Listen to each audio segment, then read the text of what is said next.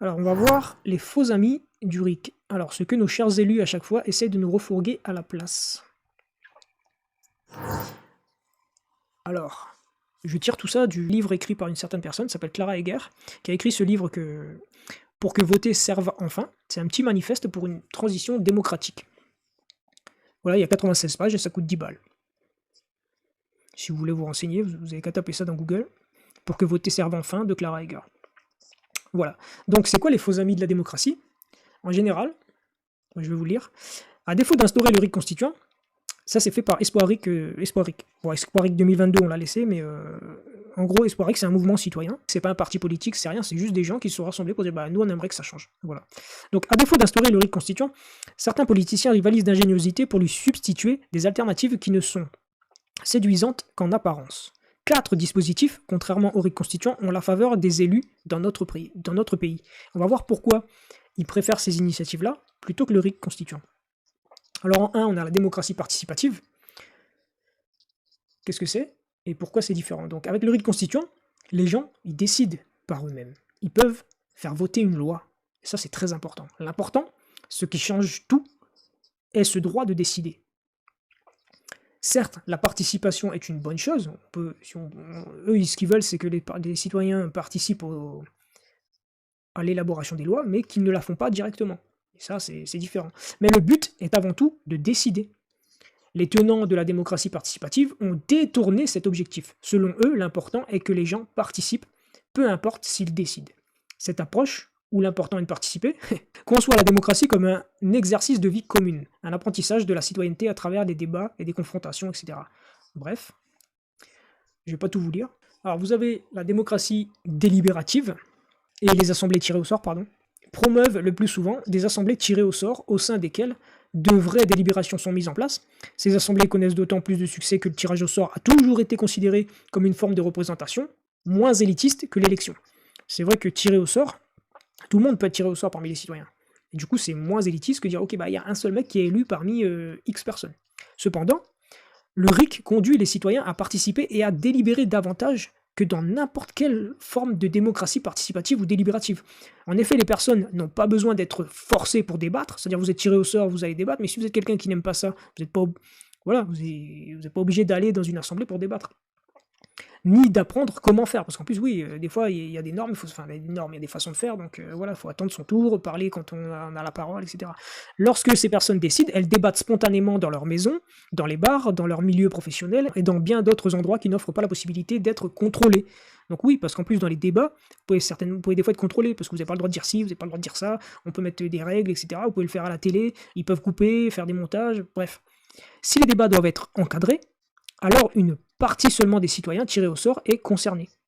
Donc voilà, pas tout le monde en plus n'est concerné. Donc le temps qu'il y en a quelques-uns sont tirés au sort, et bah d'autres non. Donc les autres citoyens sont privés de toute influence sur la politique et restent chez eux. Alors que pendant un RIC, un référendum d'initiative citoyenne, donc c'est un référendum, donc tout le monde discute, tout le monde cherche pourquoi ce serait bien de dire oui, pour voter oui, pourquoi ce serait mieux de dire voter non. Voilà, donc on cherche, on débat, on se renseigne entre collègues, dans la famille, partout, sur Internet, et ensuite on peut donner un avis. Alors que là, on peut chercher, hein, ceux qui veulent, ils peuvent chercher, et ceux qui s'y intéressent, ils peuvent chercher, mais si vous n'êtes pas inclus dans l'assemblée ou dans le tirage au sort, bah, vous n'aurez pas le droit de décider au final, donc le pouvoir, vous l'avez pas. Ça ne change pas du système qu'on a aujourd'hui. Ensuite, on a les assemblées constituantes. Ça revient un peu au même. Donc ces assemblées sont censées produire une remise à niveau informé des institutions avant de proposer un nouveau départ. Elles sont fondamentalement différentes du RIC constituant pour 3 raisons. Tout d'abord, elles ne nous donnent pas de nouveaux droits permanents pour l'ensemble des citoyens. Donc c'est pas un nouveau droit, c'est pas un truc qu'on a inscrit en plus dans la Constitution et qui dit que on peut de nous-mêmes proposer des lois maintenant. Donc ça y est pas. Celui qui n'est pas retenu pour siéger dans la Constituante perd son droit fondamental à écrire et à contrôler les règles constitutionnelles. De la même manière, lorsque les débats sont clos, le texte ne peut pas être amendé. Donc voilà, une fois que l'Assemblée constituante est finie, vous ne pouvez pas changer ce qui a été écrit. Ensuite, les assemblées constituantes reposent sur une vision naïve du système politique. L'idée d'une constitution doit être changée du tout au tout. Voilà, donc on doit changer tout de A à Z d'un seul bloc et c'est comme ça, quoi. Comme la constitution de 58, celle qu'on a actuellement, ça a été voté d'un bloc. Or, une constitution est meilleure lorsqu'elle peut être amendée progressivement. Donc Voilà, donc si on peut changer petit à petit, on va dire, bah là ça marche pas, on va changer ça, là ça marche pas, on va changer ça. Plutôt que de dire, ok, on essaie de changer tout d'un bloc, il y aura toujours des gens qui vont être contents et pas contents. Donc, être amendé progressivement par essai et erreur. Donc on a le droit de faire des erreurs. Les élus qu'on a actuellement, ils n'arrêtent pas de faire des erreurs. Et en plus, tous les 5 ans, on les change. Donc des fois, il y en a un qui met un truc en place, 5 ans après, il y en a un autre qui l'enlève. Donc voilà. Parce qu'il a vu que c'était une erreur. Ou alors pas du tout. Ou alors il y en a un, il avait déjà fait l'erreur, et l'autre, il revient dessus, il refait la même erreur. Enfin bref. Donc voilà. Donc par essai et par erreur, par l'ensemble des citoyens, parce que le pouvoir appartient au peuple. Notamment pour adapter ces règles à des événements imprévus, seul le rite constituant permet cette évolution permanente des règles du jeu politique. Enfin, l'Assemblée constituante ne produit pas, comme le rite constituant, de pression permanente sur le travail des élus. On le voit donc, les propositions d'Assemblée constituante sont souvent un moyen pour les responsables politiques d'éviter de concéder de nouveaux droits aux citoyens, tout en reconnaissant que les règles du jeu politique doivent être adaptées. Et le dernier point, donc, le référendum d'initiative présidentielle, ce qui est en cours actuellement. Voilà. Un dernier dispositif, le référendum est particulièrement en vogue parmi les responsables politiques et les candidats prétendant parler au nom du peuple ou lui redonner son pouvoir. Ils entretiennent donc une confusion entre le RIC et le référendum.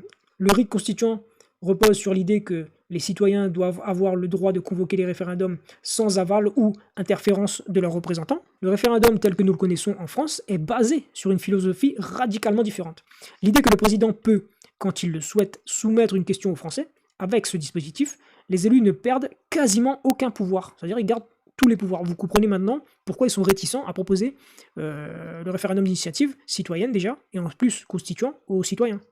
Parce qu'ils ne veulent pas rendre le pouvoir de décision qu'ils ont pris, volé, au peuple, depuis le départ. Même si les résultats du référendum sont contraignants pour eux, ils en contrôlent le calendrier et la formulation de la question. Donc si déjà vous pouvez écrire la question comme vous le voulez, vous pouvez y mettre ce que vous voulez dedans et faire voter ce que vous voulez. D'autres termes, alors que le rite constituant est un droit permanent, le référendum d'initiative présidentielle est une faveur que les élus peuvent ou non concéder. On comprend alors mieux pourquoi il est absurde d'entendre des responsables politiques dire qu'ils veulent lancer des RIC sur des sujets prioritaires. Donc c'est juste de la communication ce qu'ils font. Ils vont à la télé, ils font semblant de parler de ci, de ça. Oui, on est d'accord avec les citoyens, de leur donner plus de droits pour voter ci ou ça. Mais en fait, le droit, ils vont juste vous donner le droit de changer la couleur du papier peint, quoi.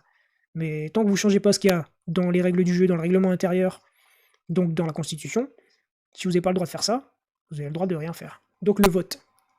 Ceux qui pensent maintenant encore que le vote est démocratique, alors le vote en France, donc, il sert à élire des maîtres. Donc vous ne votez pas des lois, en France, on a une élection de maître, comme dirait Étienne Chouard. Donc l'élection de maître, ça sert à élire des gens qui décident à votre place. Et ça peut plus durer. Ça peut plus durer. Si vous pouvez pas voter les lois, vous pouvez rien faire, vous n'avez aucun droit. Et ça, faut en être conscient.